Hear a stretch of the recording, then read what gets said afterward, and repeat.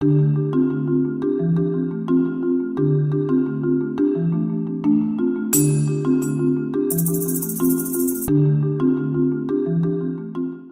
a little bit of a disclaimer. The research that I'm sharing with you today is the university work that I'm doing. So in no way is today's presentation, should you take any of this as a reflection of the views of any Disney entities. Just some background.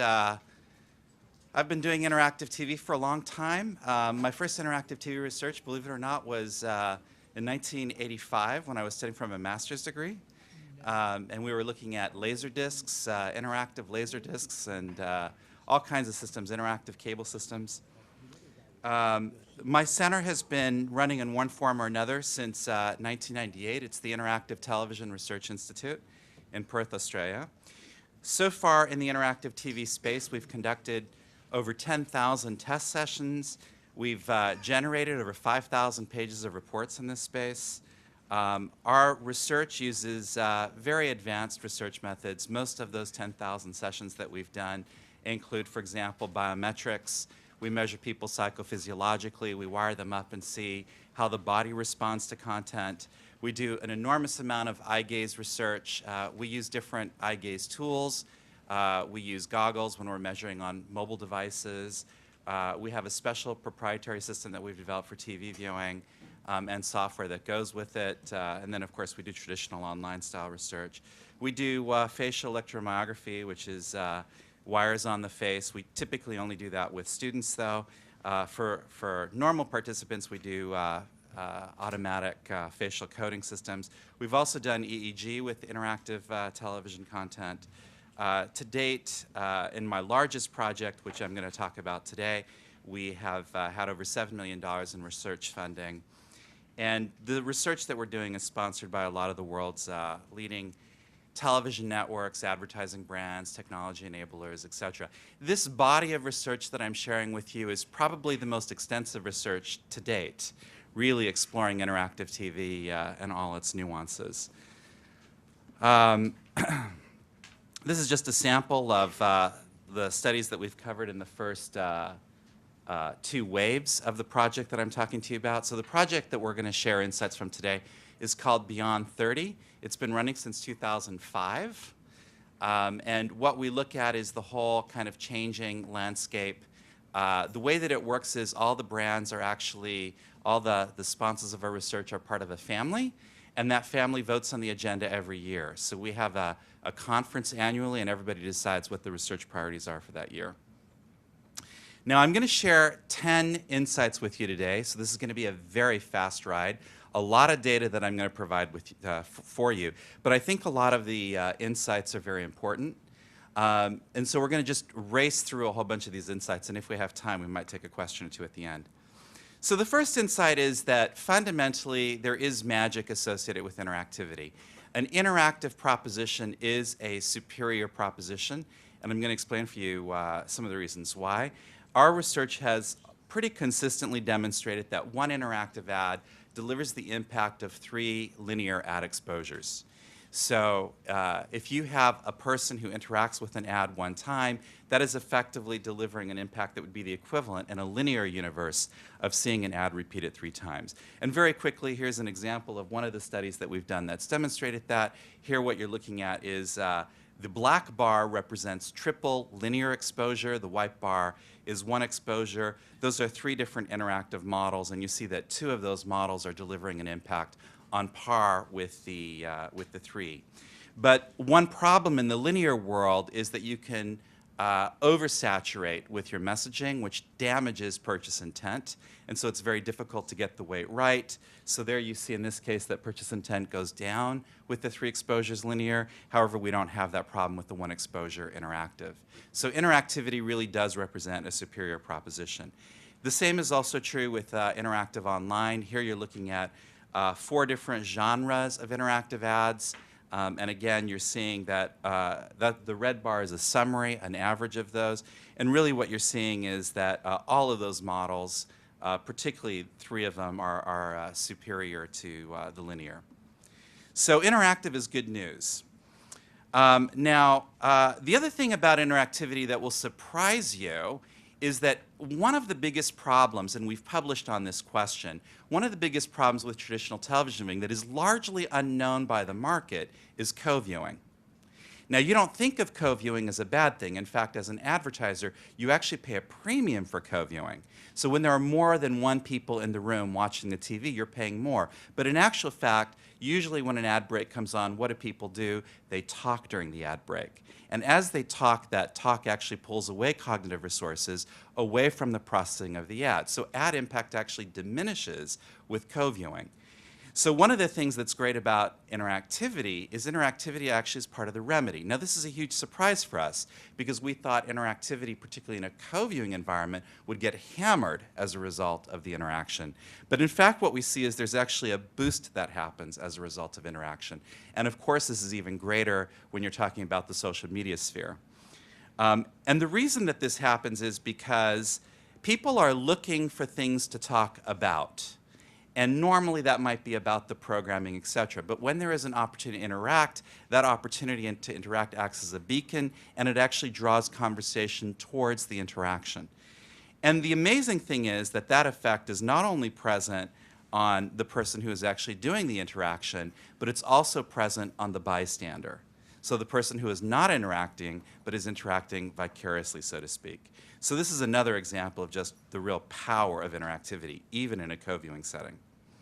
Our third insight is, so I've demonstrated to you that interactivity is superior to linear. However, how many opportunities to interact does it take before a person actually does interact? If it takes 3 exposures before you click to interact, well, you haven't really gained anything. But it turns out with interactivity, the optimal exposure frequency is 1. The people who are likely to interact are going to interact the first time around. Either the proposition connects or it doesn't connect. And repeat exposure doesn't actually add a lot to the magic. So what this highlights is that the utility of interactivity is less about frequency, and it's actually more about reach. And so what this also implies for your campaigns, if you're an advertiser, is that really you should have very short flights, because very quickly within your flight you're going to saturate the market, and it's time for you to move on and perhaps adjust your call to action. So if in the first round you were promoting cents off, you know, the second round it might be a contribution to charity. So by changing your call to action, you're continually driving reach rather than frequency, because that's really where you're going to get your greatest impact. And here's an example of a study that we did where we took 1 opportunity to interact with a brand, or you had 3 opportunities to interact, or you had 5 opportunities to interact, and you see there's very little difference. Really, most of the people who are going to respond to that proposition are going to respond the first time around. The fourth insight that we're going to talk about. Now, why is interactivity so powerful? And a large part of the reason why it's so powerful is because interactivity is fundamentally about choice, and choice in itself is an extremely powerful thing. In fact, it's probably the most important dimension of what interactivity is about in the first place. Now, this is a little bit of a pet peeve of mine as an academic, because for 30 years the convention in the literature is to force interaction in studies. So whenever you have a study that involves interactivity, the problem is if you allow free choice, then you don't know if the effect that you saw was cause or effect. You don't know if all you did was sift the people who were effectively most receptive anyway. So to get around that problem, what the academy has done is they force the interaction. So they tell people, well, you're going to see something, and when you see it, click on it. However, what we have demonstrated across a series of studies is that the results that you get when you force interaction are fundamentally distorted, because it robs the interaction of its most valuable entity, which is the choice element. Now, this is a study that I'm going to show you that's kind of cool. What we did in this study to demonstrate the power of choice, and this study, by the way, was done in the year 2000, is we had 3 conditions. In one condition, the yellow bar, there was no choice. In the blue bar, there was choice, but it was not really a meaningful choice. The way we did that was you had to choose which ad you saw next. So a title popped up with 3 choices, and the choice was pretty easy. So it was, do you want funeral homes, insurance, or beer? The choice is yours, right? And then in the final condition, we actually made it a meaningful choice. So do you want colas, nightclubs, beers, whatever? So what we discovered was that the more you cranked up people's investment in their choice, the higher the ad impact. And this was the case across all our brand metrics. So there is fundamentally power in choice. So the best way I can describe it is when people normally watch ads, they're fundamentally defensive. So they're watching, why should I listen to what you have to say? But the minute they make a choice, the whole viewing paradigm has shifted. Now it's about them wanting to be right. And so because they want to be right, they're searching for cues to reinforce that the decision they made was the right decision. And so the ad impact significantly is boosted. Now, however, let me say that that's a multiplier, because now the viewer's ego is involved in the decision. So if you disappoint, the consequences and the fallout for disappointing are far greater. The other thing about interactivity is also far more engaging cognitively. So the minute people actually interact, suddenly they begin engaging with that content in a way which is very different from linear content. So I don't have time to explain all of this, but this is cognitive elaboration. We show that you really double once you go interactive. Here is central versus peripheral. These are the same ads. And what you see is that once you shift to an interactive ad, there's a lot more central message processing, which is related to the brand as opposed to the peripheral elements in the messaging. So these are some of the reasons why we see interactivity as being superior. Now, as I mentioned earlier, sometimes the way that interactivity works, and for some ad models, the way that interactivity works is fundamentally you are getting a sifting effect. You are finding the people in the audience who are most predisposed to your product. But sometimes the way that it works is it's a genuine persuasion effect. So for example, with telescopic ads, where you click and you see long-form ad content, we've discovered that that has a genuine persuasion effect. With games, where you click and you go into a branded game experience, we've discovered that that has a genuine persuasion effect. However, with the RFI, click for more information, that is completely a sifting effect. There is very little persuasion that occurs in the course of that model. So it's important for you to understand how the model works so that the advertiser's objective can be met, where the advertiser's objective is persuasion versus where all they're really trying to do is effectively sift. So this is an example of a study that we did. Here I'm showing you the GMC Envoy, which was a very rich car with lots of features. And you're seeing that the telescopic model effectively tripled purchase intent as a result of the long-form ad exposure.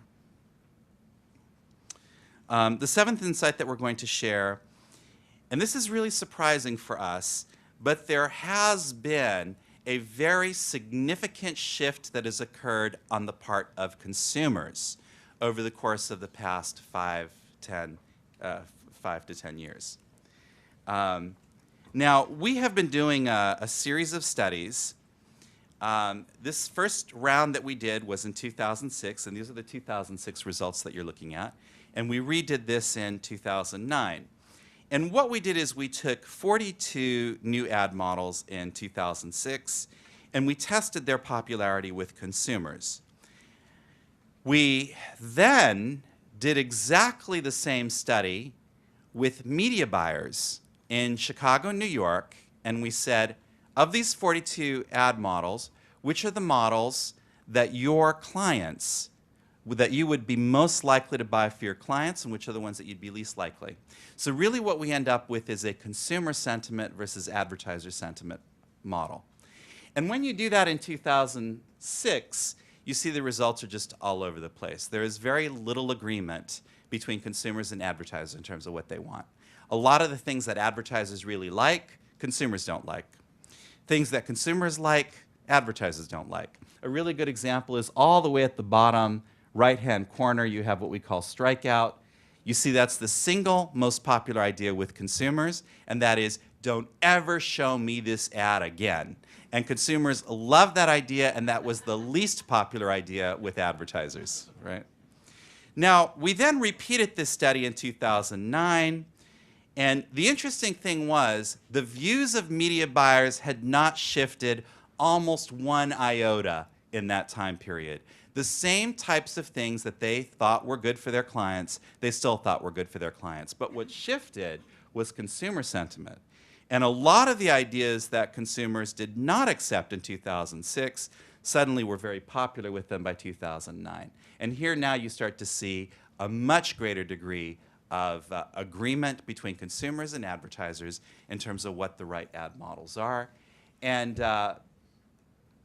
we think the main driver for this has really been the online video revolution. That has really, the ad models that consumers experience in that space has really warmed them. Whereas in 2006, when it was an interactive TV proposition, a lot of those ad models were very threatening for consumers. So the shift to the online model has really warmed the audience. Insight number 8, not everything works. In fact, there are many interactive models which do not work. The tragedy is that many, if not most of the models that deploy are actually the ones that are least likely to work.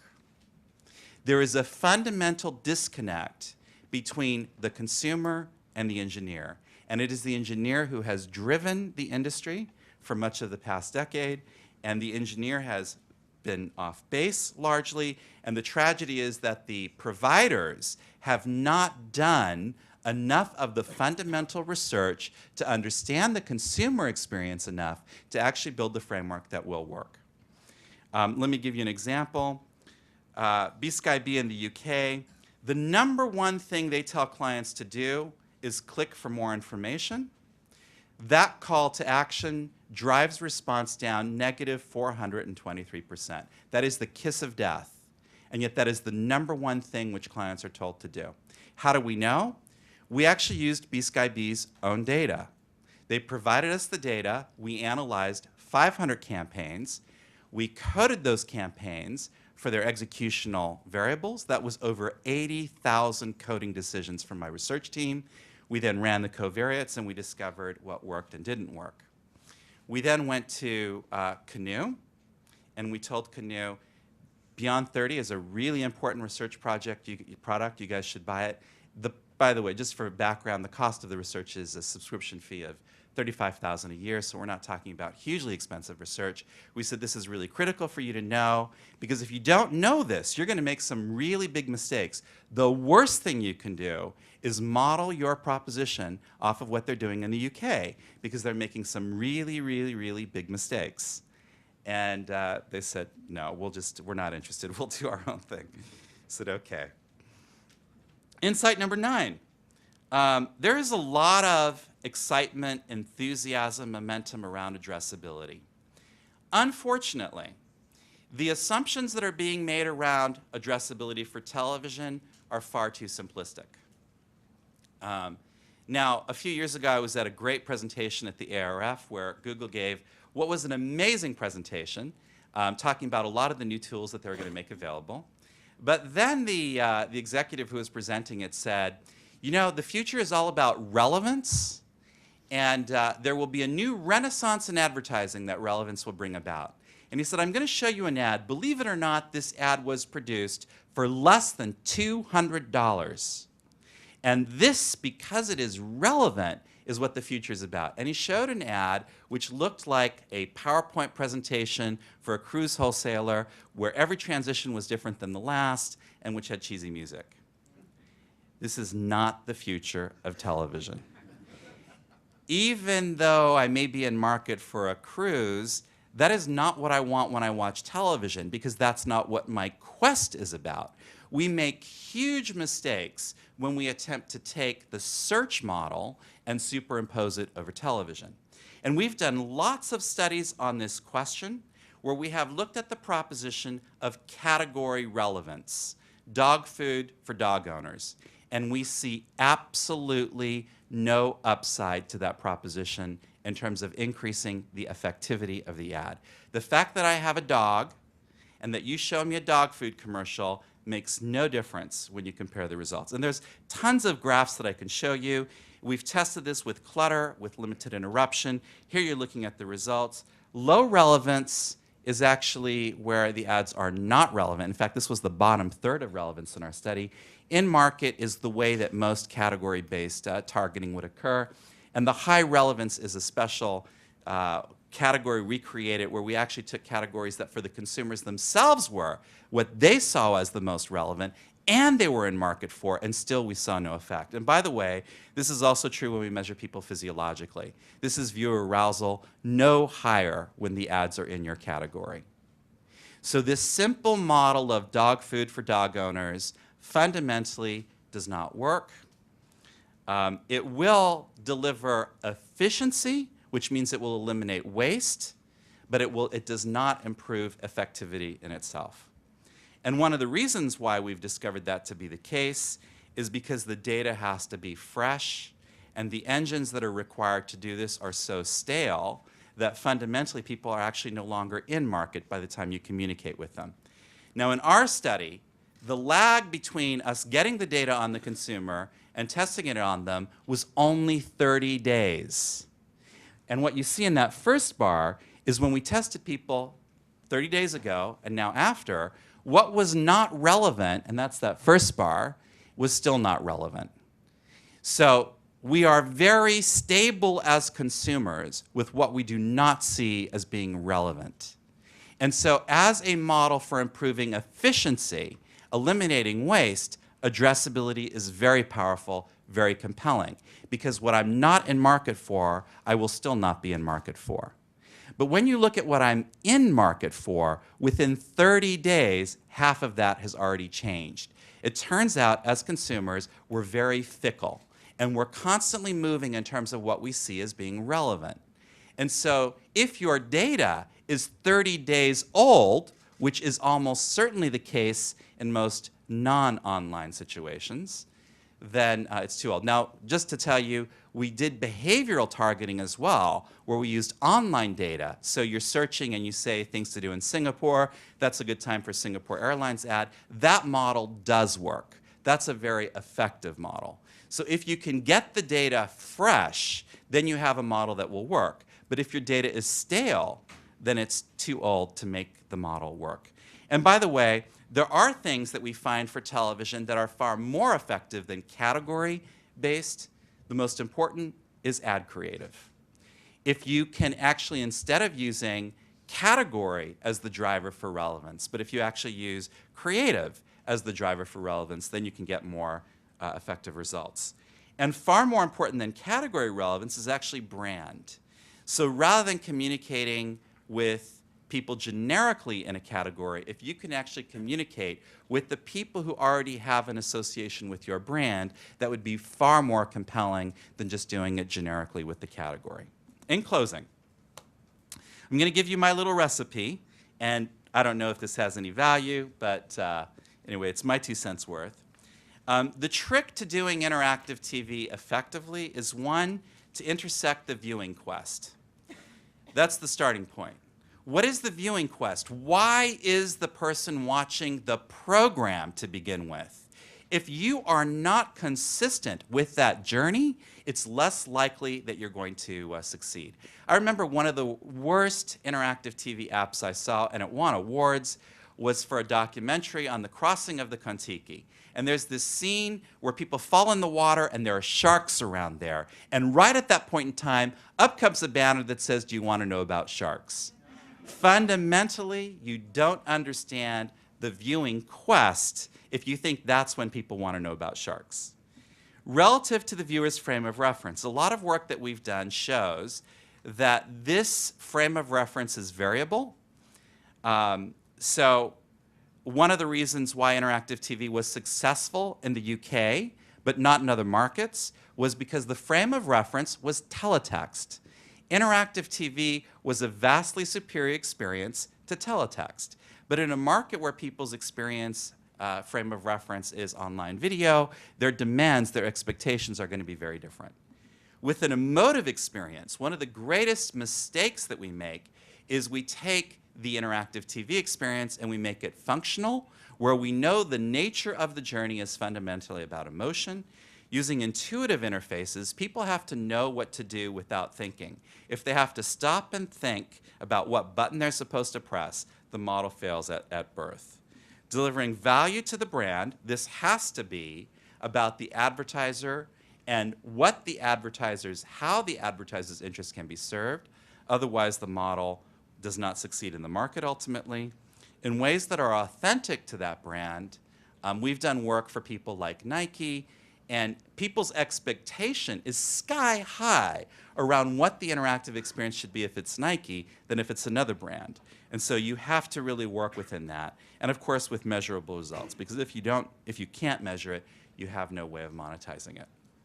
If you want to know more about the project, you can go to beyond30.org. There's a little bit of information that we have there. If you want a copy of today's presentation, or if you want to talk with me further, there's my email address. Feel free to follow up. On that note, thanks.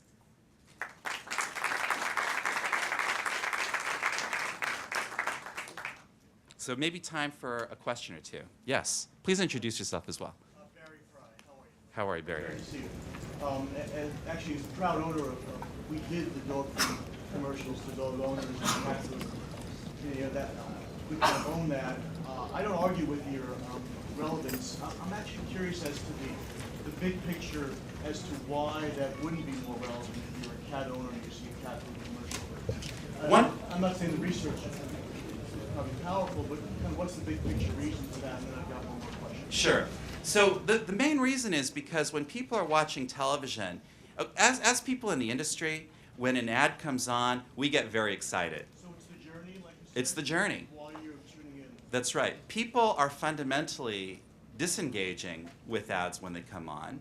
And so the fact that there was a dog food commercial that ran and that I own a dog doesn't mean a great deal. Now, if it was a lab, and if I have a Labrador, right, there could have been a stronger emotional connection. But just the category in itself is insufficient to drive the results. You know, we did find actually that we had a longer viewing time to those than the others. And my other question, as the bell is ringing, is where you said that Press for More was 400% worse. Worse than what, or relative to what? Was the comparable? Relative to everything else. So this is basically looking at campaigns, sorting out all the different things that are happening in those, and it's relative to itself in terms of things that drive response, like the word free was the most powerful driver versus things that drive down response. Thank you very much. We have to continue with our day.